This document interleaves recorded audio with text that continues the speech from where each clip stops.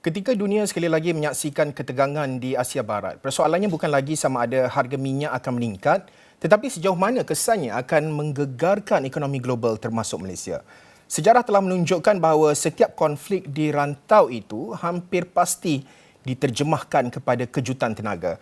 Dari krisis minyak 1973 hingga lonjakan harga pada 2008, kesannya sentiasa melangkaui sektor tenaga. Sebaliknya, menular ke inflasi, rantaian bekalan, kesuraman ekonomi dan akhirnya kestabilan sosial. Namun kali ini, risikonya lebih kompleks. Dunia hari ini lebih saling bergantung, lebih terdedah kepada gangguan rantaian bekalan dan lebih sensitif kepada kejutan kos tenaga. Jadi, Assalamualaikum, salam hormat, anda menyaksikan Niaga Awani. Saya berbesar hati hari ini bersama dengan saya di studio Yang Mulia Tengku Datuk Seri Utama Zafrul Tengku Abdul Aziz, penasihat politik kanan kepada Yang Amat Berhormat Perdana Menteri yang juga pengerusi Lembaga Pembangunan Pelaburan Malaysia MIDA. Datuk Seri, selamat datang ke Extra Awani. Apa khabar? Waalaikumsalam. Apa khabar semua? Okay. Alhamdulillah, sihat.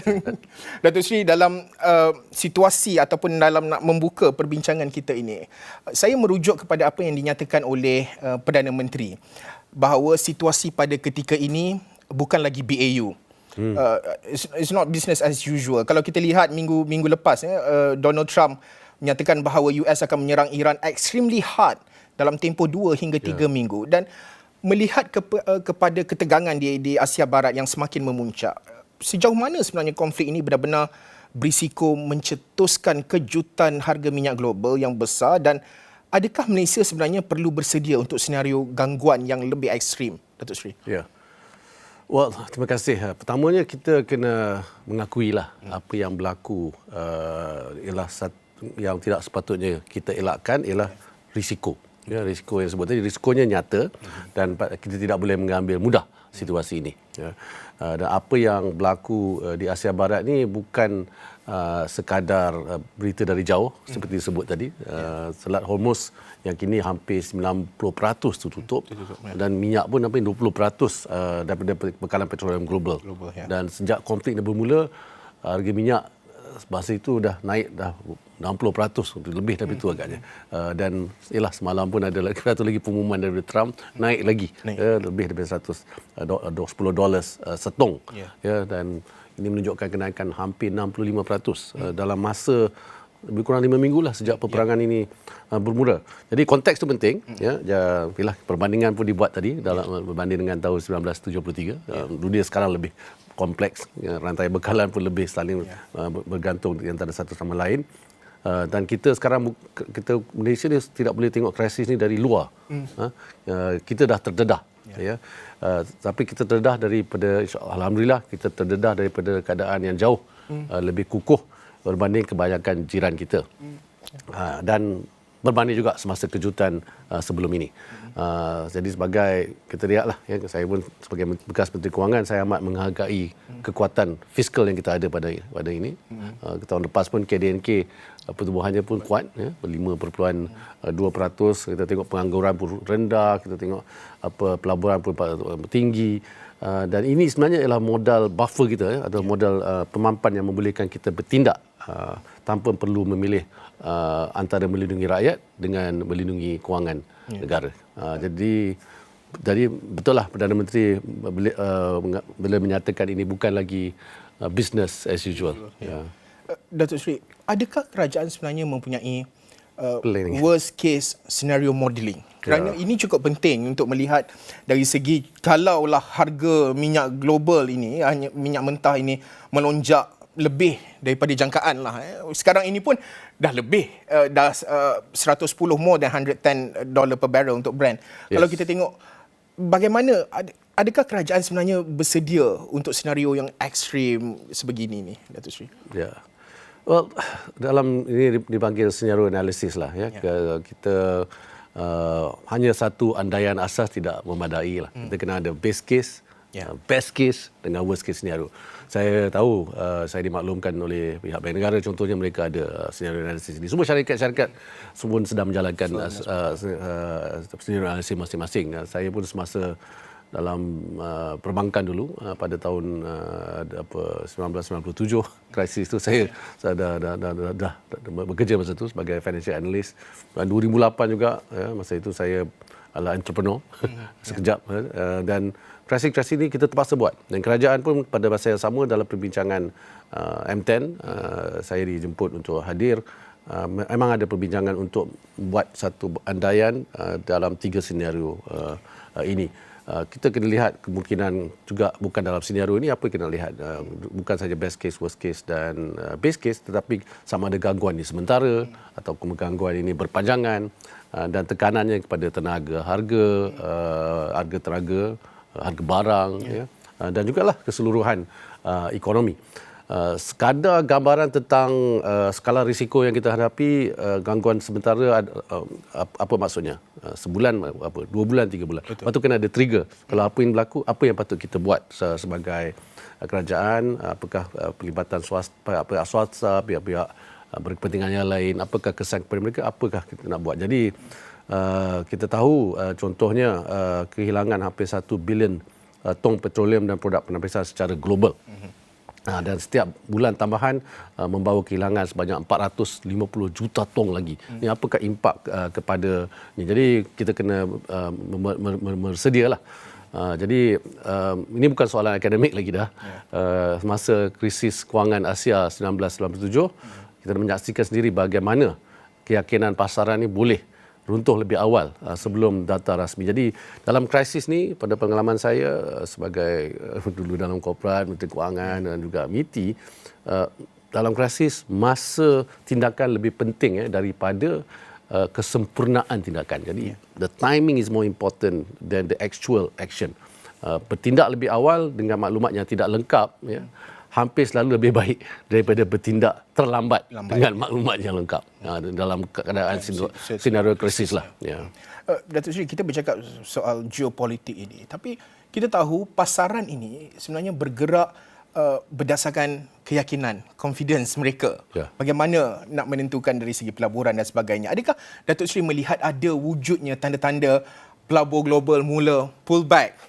Berhati-hati mungkin, bukan sekadar berhati-hati, tetapi mungkin dah make decision untuk pull back dalam situasi ketika ini, Datuk Seri. Okey, bila kita bercakap tentang pelabur, penting untuk kita bezakan 2 kategori pelabur yang berbeza. Dia ada pelabur dalam pasaran modal, ada capital market, equity dan juga bond. Dan juga pelabur dalam ekonomi sebenar, ini FDI kita dengan DDI kita, foreign direct investment dengan direct domestic investment. Kedua-duanya sebenarnya menghantar isyarat yang berbeza, tapi kedua-duanya penting. Dan contohnya pasaran equity, FBM KLCI sekarang pada sekitar hampir 1,695 mata pada sebelum Jumaat lepas lah.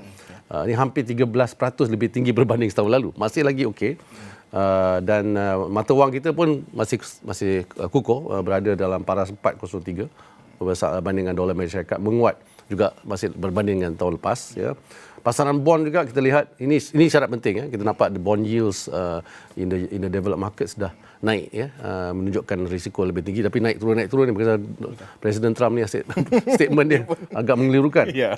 Dan kalau kita tengok kita punya benchmark usually our Malaysian Government Security lah, MGS. MGS 10 tahun berada lebih kurang 3.61%. Dan masih lagi okey kerana masih lagi rendah berbanding dengan setahun yang lalu. Dan if you look at the financial investment yang DOSM mengeluarkan, kita masih lagi melihat aliran masuk bersih asing masih lagi tinggi. Net inflow lah, about 5.1 billion. And kita buat juga dalam pasaran kewangan ni, kita lihat kadar interest rate lah, di US melihat, Malaysia pun mereka lihat OPR kita. OPR kita masih kekal 2.75% dan pemotongan ini baru berlaku pada bulan Julai tahun lepas, dan ini adalah potongan yang pertama dalam masa 5 tahun. Jadi ini maksudnya apa? Pada pendapat saya lah, sebagai menganalisis pasaran kewangan dulu, ini adalah menunjukkan beberapa negara juga masih mempunyai ruang untuk bertindak balas secara monetary, on monetary. And pelaburan sebenar seperti yang sebut tadi memang tinggi. Tahun lepas adalah the highest ever, first time kita cross 100 billion US dollar, 426.7 billion. Jadi semua nak menunjukkan okey, tapi jadi gambaran keseluruhannya bukan pullback, tapi kita kena be honest with ourselves juga. Pendekatan ni lebih berhati-hati, dan mereka juga berhati-hati.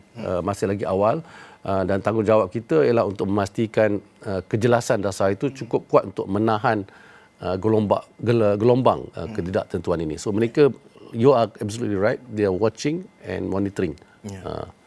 Datuk Sri, kalau kita bercakap pelabur, sekiranya kita nak lihat pelabur itu mula berhati-hati, adakah ini menunjukkan bahawa kita dah mula berada dalam peringkat awal kelembapan? Mungkin cuma belum nampak dalam data rasmi itu, belum reflect lagi, atau bagaimana mungkin Datuk Sri pandangan melihat perkara ini? Ya, sebenarnya minggu lepas saya banyak perbincangan dengan pelabur-pelabur yang melabur dalam Malaysia ni ataupun yang akan melabur. Ya, saya pun baru balik berbincang dengan pelabur dari China dan baru-baru ini dari pelabur daripada Jepun. Mereka sebenarnya jarang membatalkan secara terang-terangan. Ya. Mereka menanggur, mereka menunggu, mereka sedang menilai semula. Itulah jawapan mereka pada minggu lepas. Tetapi kalau terlalu ramai yang menilai semula pada masa yang sama, momentum pelaburan akan mula perlahan. Ya. Walaupun tiada satu pengumuman pun yang dibuat mengatakan cancel, tapi dia tengok so ramai-ramai ini. Saya pernah merasai sebenarnya dinamik ini pada krisis kewangan global 2008, the global financial crisis 2008. Itu saya sebut tadi, saya seorang usahawan dan kita ada order book tu masih ada, ya, order tu masih, pelanggan pun masih ada masa krisis itu hit us. Tetapi keputusan tu slowing down, melambat, ya. Bank pun lebih berhati-hati, bank tu masa rakan kongsi kita, our shareholder pun minta lebih banyak masa, dan dalam tempoh 3 bulan saya sedar bahawa ekosistem bisnes itu dah kelihatan agak perlahan. Dia nampak aktif di the surface, tapi sebenarnya membeku di bawah permukaan. Bukan kerana tiada permintaan, ya, tetapi kerana tiada siapa yang mahu bergerak dahulu. Itulah sebabnya sebagai bekas Menteri MITI pun saya tidak bergantung semata-mata as what you said tadi kepada data rasmi untuk menilai kesihatan pelaburan. Data rasmi ni, like it or not, datang lewat. We cannot wait for that. Kita gunakan all the petunjuk awal, tengok tempoh kelulusan projek, kita tengok kekerapan komunikasi dari pelaburan sedia ada, dan ini penting kerana kita perlu lebih proaktif kadang-kadang daripada menunggukan data rasmi. Datuk Sri, kalau kita lihat Malaysia ini merupakan sebuah negara ekonominya terbuka. Bercakap soal impak dan juga exposure-nya terhadap Malaysia ini dalam situasi genting ketika ini, Malaysia sering dilihat sebagai net energy exporter dan tapi realitinya kita juga pengguna yang besar, Sri. Adakah naratif bahawa Malaysia ada buffer ni terlalu optimistik? Kita cakap Malaysia ada buffer dari segi stok bekalan dan sebagainya. Berapa besar sebenarnya ruang perlindungan yang kita ada jika harga minyak ini melonjak secara mendadak? Mungkin mengikut analisis dan juga pandangan Datuk Sri sendiri, kerana dalam situasi ekstrim, saya sendiri percaya bahawa kelebihan Malaysia sebagai pengeksport itu mungkin akan sedikit tenggelam kalau tekanan subsidi dan juga kos domestik itu terus melonjak. Datuk Sri. Betul, you're exactly right. Malaysia net energy exporter, net energy exporter, tetapi itu tidak bermaksud kita kebal.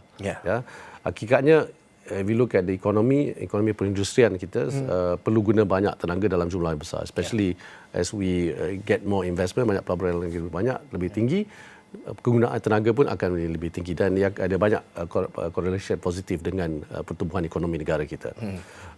Jadi buffer kita datang dari 3 perkara utama. Kalau kita lihat daripada apakah yang dimaksudkan dengan net energy exporter tadi, kita pengeksport LNG dan petroleum bertapis yang memberi hasil tambahan bila harga global meningkat. Dan satu lagi ialah kita kena akui kita juga memberi subsidi kepada bahan api kita, ialah lebih bersasar berbanding tahun, tapi masih lagi tinggi. Dan Kementerian Kewangan pun telah membuat pengumuman sampai 4 bilion ringgit sebulan tambahan. Berbanding dengan 700 juta, itu satu peningkatan yang begitu tinggi. Dan langkah mitigasi yang proaktif juga. Alhamdulillah pun saya dapat baca news tadi, ada mengatakan kapal kita dah lepas, dah sampai pun ke Pengerang. Jadi itu menunjukkan kita adalah langkah-langkah proaktif. Tapi ruang perlindungan ini bukan tanpa had.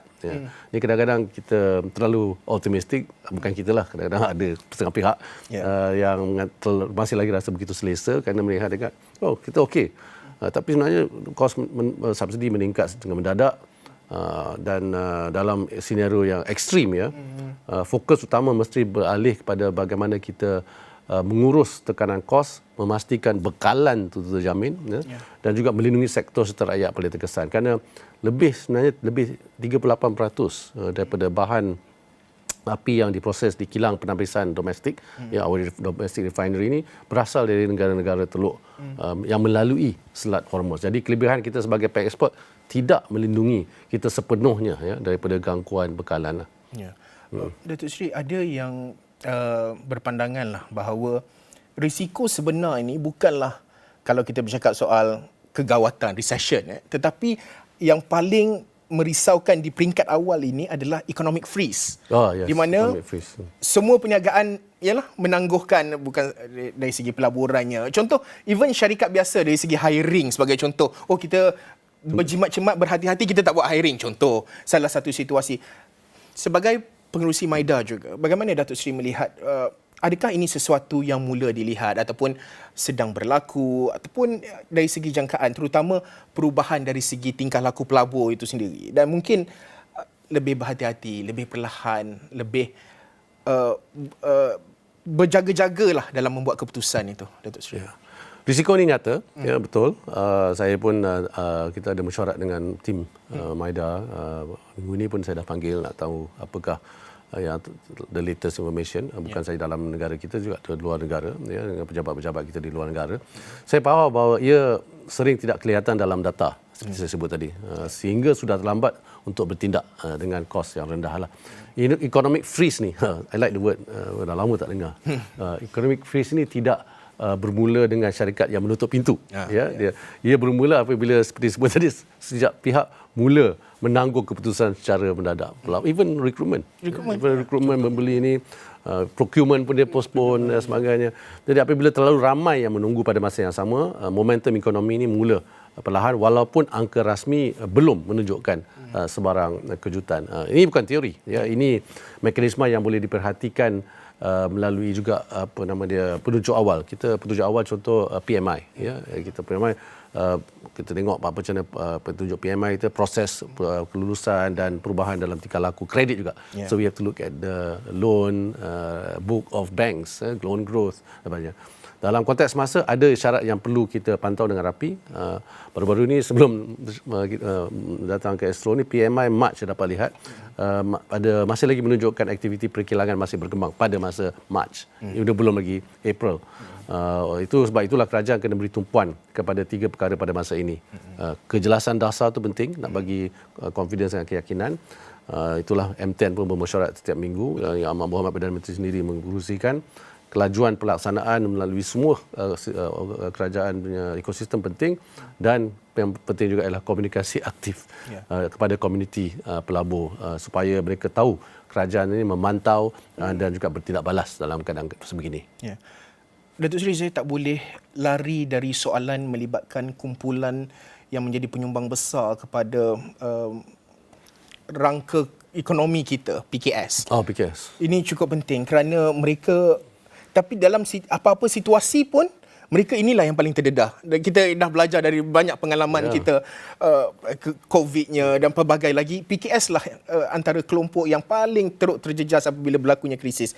Dalam keadaan kos yang mungkin meningkat bagi mereka, ketidaktentuan global, sejauh mana mungkin risiko kepada kelangsungan perniagaan tempatan ini pada pandangan Datuk Seri? Adakah kita melihat tekanan margin yang mungkin semakin ketara dalam sektor-sektor tertentu? Pandangan Datuk Seri?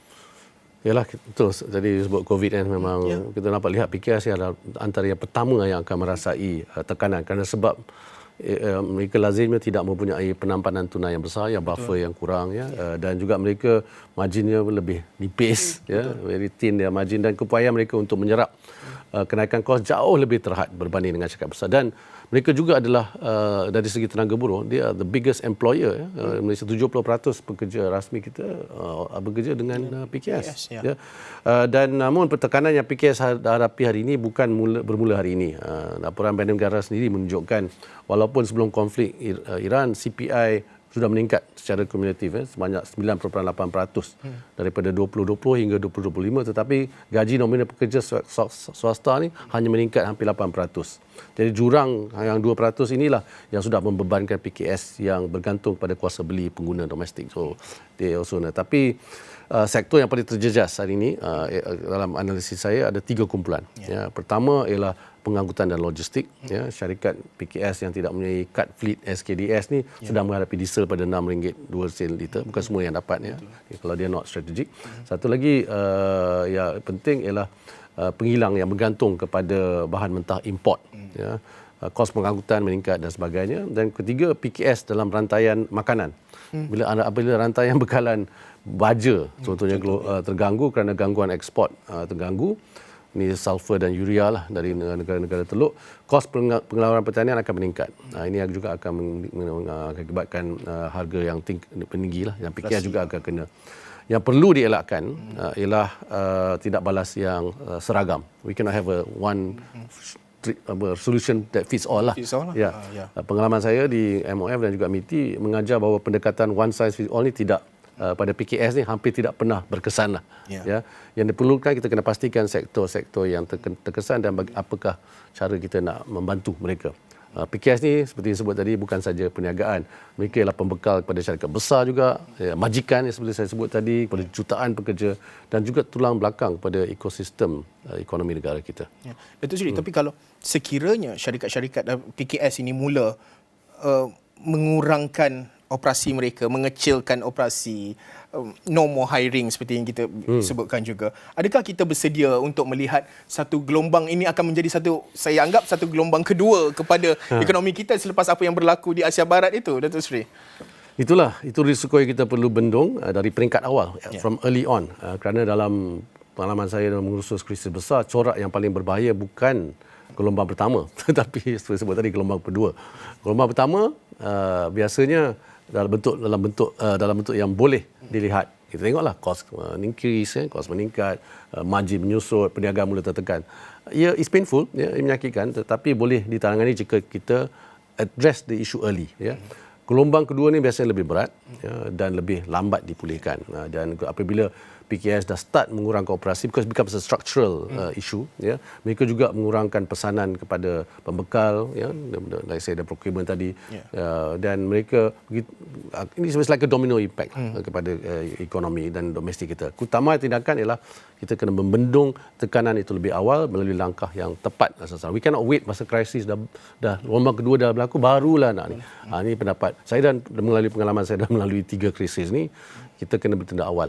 Ya, dan dari perspektif saya, kita sebenarnya sudah mempunyai mekanisme perlindungan yang sedia ada juga yang boleh dipercepatkan penggunaannya. Saya percaya pihak kementerian-kementerian yang berkaitan yang di bawah MTN akan membuat kajian sewajarnya lah.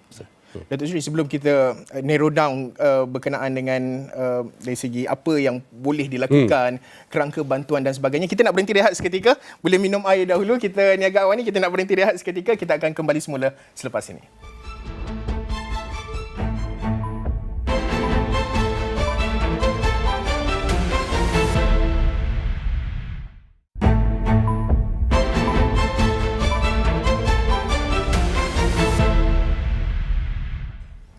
Baik, Niaga Awal ni bertemu kembali. Kita masih lagi bersiaran secara eksklusif bersama dengan Yang Mulia Tengku Datuk Seri Utama Zafrul Tengku Abdul Aziz, Penasihat Politik Kanan kepada Yang Amat Berhormat Perdana Menteri yang juga pengerusi Lembaga Pembangunan Pelaburan Malaysia MIDA. Datuk Seri, sebelum berhenti rehat, kita ada menyebut berkenaan dengan kerangka bantuan awal ataupun apa yang boleh dilakukan, dan kita juga percaya M10 di mana kementerian-kementerian di bawahnya juga sedang merangka sesuatu dalam nak memastikan bahawa ada langkah-langkah khusus dilakukan. Datuk Seri, ada yang mencadangkan untuk Malaysia perlu mempunyai kerangka bantuan awal yang preemptif lah daripada reaktif. Pandangan Datuk Seri, dan bukanlah tunggu krisis berlaku baru nak buat.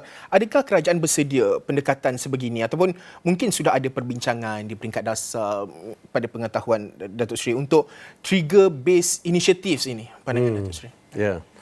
Ya, saya bersetuju sepenuhnya apa yang disebut oleh Haris tadi.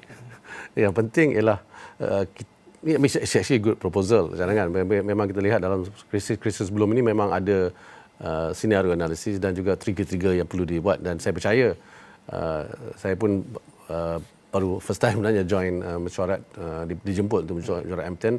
Nampaknya persediaan sedang dibuat untuk memastikan evolusi dalam membuat analisis dan melaksanakan dasar awam kita. Tapi saya nak caution jugalah, yang pendekatan tradisional ialah menunggu data rasmi. That's the conventional and also the traditional. Bila dia data rasmi menunjukkan kemerosotan, baru kita umumkan bantuan. Pernah berlaku, dan saya rasa ini adalah satu problem, kerana masalahnya pada masa data rasmi mengesahkan tekanan, rakyat dan perniagaan dah mula menanggung beban itu selama berminggu-minggu. Kadang-kadang berbulan-bulan, by the time the policy can be executed. Tindakan yang lebih lewat ni bukan saja kurang berkesan, ia juga lebih mahal, kerana kerosakan, especially kalau structural issue sudah berlaku, dan pemulihan akan mengambil lebih masa yang lebih lama. When recovery comes, it also be slower. Jadi saya dah memberi view saya, pandangan saya kepada mereka yang terlibat. Saya bukan terlibat secara direct. Dan semasa krisis COVID tu kita belajar, kita bahawa bertindak sebelum data rasmi mengesahkan tekanan jauh lebih berkesan. Pakej bantuan dan bukan pakej lah, inisiatif untuk bantu PKS kena buat mula awal. Jadi hari ini saya pun sebagai anggota pentadbiran, saya akan buat kontribut lah sebanyak mungkin untuk memastikan perbincangan dasar ni bergerak ke arah kerangka yang lebih proaktif dan merangkumi beberapa elemen utama. Yang pertama, kita kena buat pemantauan berasaskan data masa yang nyata. So M10 memanglah dia mesyuarat setiap minggu. Ia mengumpul dan analyse all the facts and figures. Kedua, inisiatif ni kena berasaskan yang disebut tadi, trigger pencetus. Pencetus. Di mana kerajaan perlu menentukan lebih dahulu apakah tindakan yang akan berlaku. Jadi senang kita buat senario, dah ada trigger, so when it happens atau nampak macam akan happen, you can trigger. Jadi katakanlah contoh, jadi apabila harga brand mencecah arah paras tertentu, apa kita nak buat? Kerana kita tahu kesannya kepada sektor-sektor tertentu, terutamanya PKS dan rakyat kita.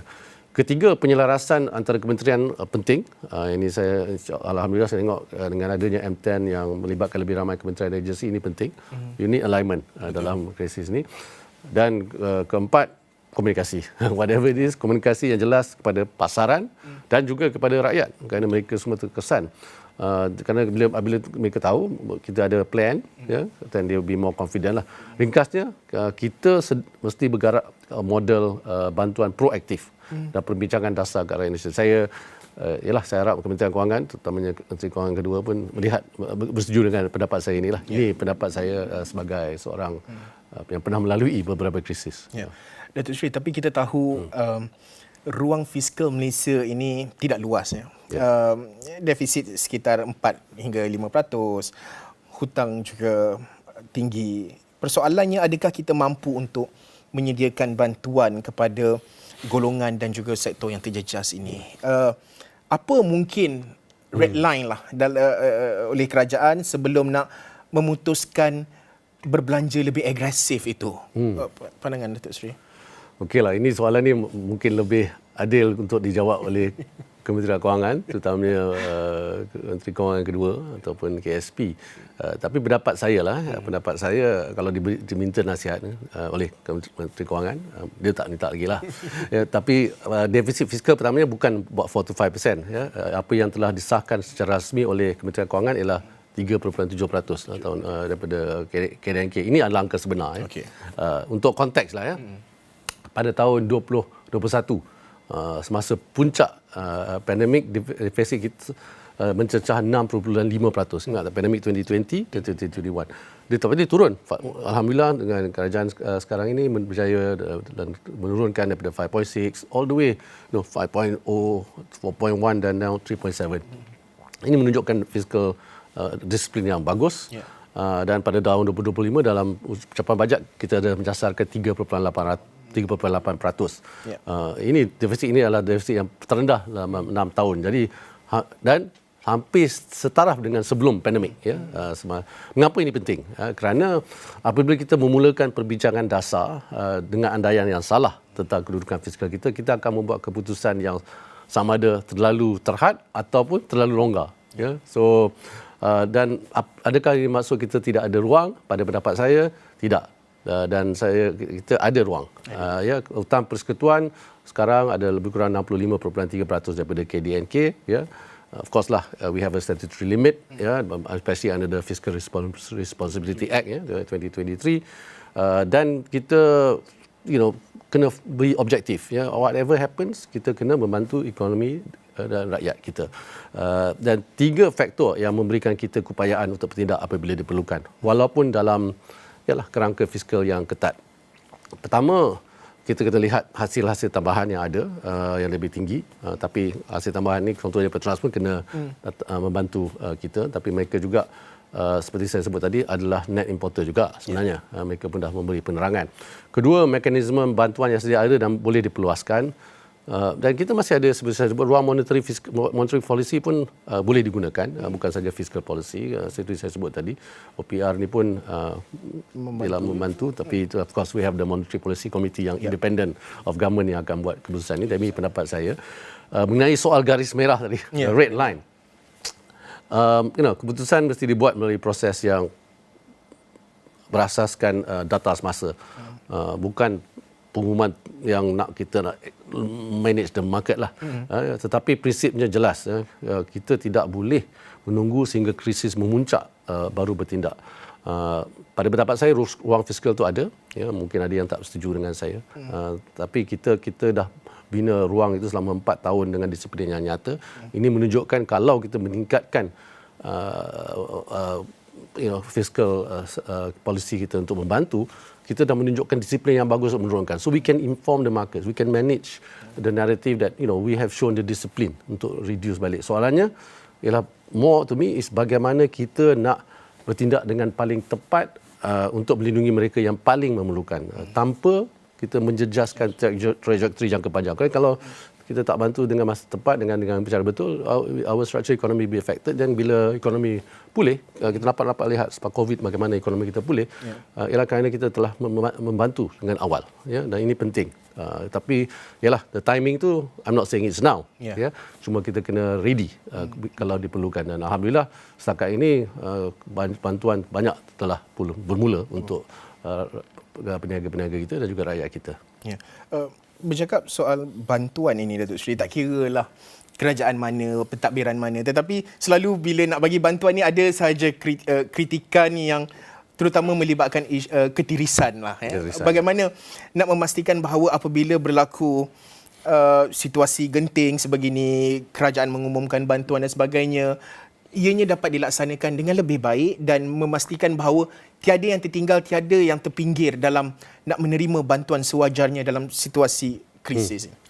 Saya tidak dapat nafikan di mana-mana program dalam dunia ni, United Nations ke negara-negara lain ke negara jiran ke mana-mana lah. Isu ketirisan ni bukan saja dalam syarikat, dalam government pun wujud. Terutamanya dalam program-program bantuan yang big scale, berskala besar ni.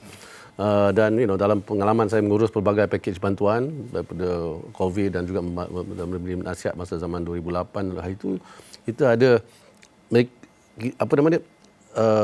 bahawa sistem yang direka ataupun yang baik ni boleh mengurangkan risiko. You cannot eliminate risiko, but you can reduce and mitigate and manage the risk.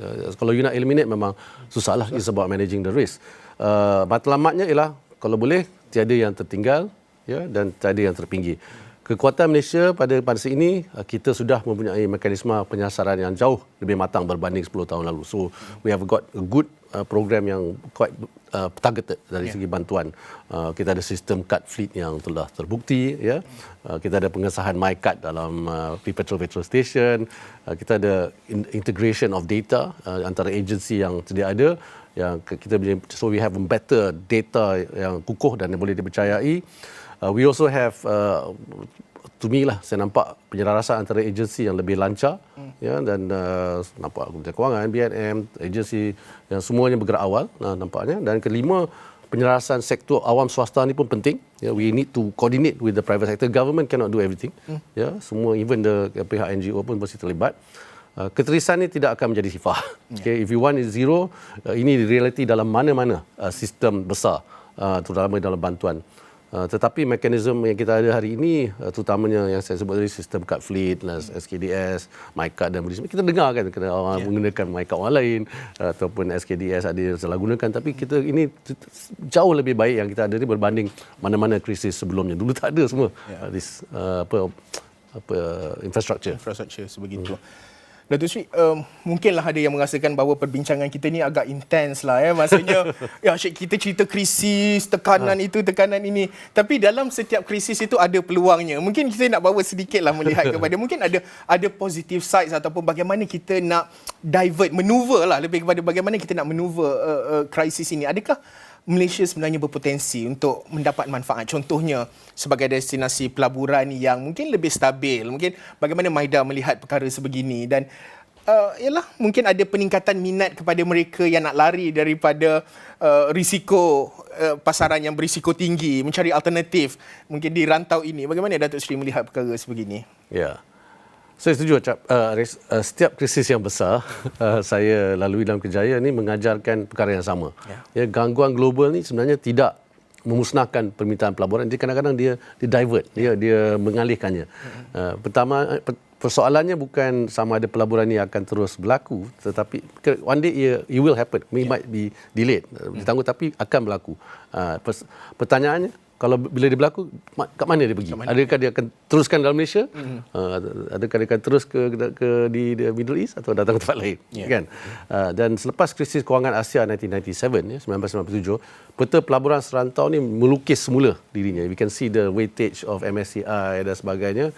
Negara yang menawarkan kestabilan dasar, kelajuan pelaksanaan, infrastruktur yang terbukti mendapat bahagian terbesar dalam gelombang pelaburan baru yang menyusul. Because they have team yang akan allocate the asset atau pelaburan dan based on the asset allocation dia akan pilih lah negara mana dan sektor mana. Tanda-tandanya sudah ada, Bloomberg tu melaporkan bulan lepas bahawa dana global sedang mengalir masuk ke ASEAN, Malaysia contohnya. AMRO ni, one of the research institute, telah mengeluarkan report pada Februari mengatakan kestabilan politik ni penting, dan juga kejelasan dan kepercayaan dasar. Itulah dia.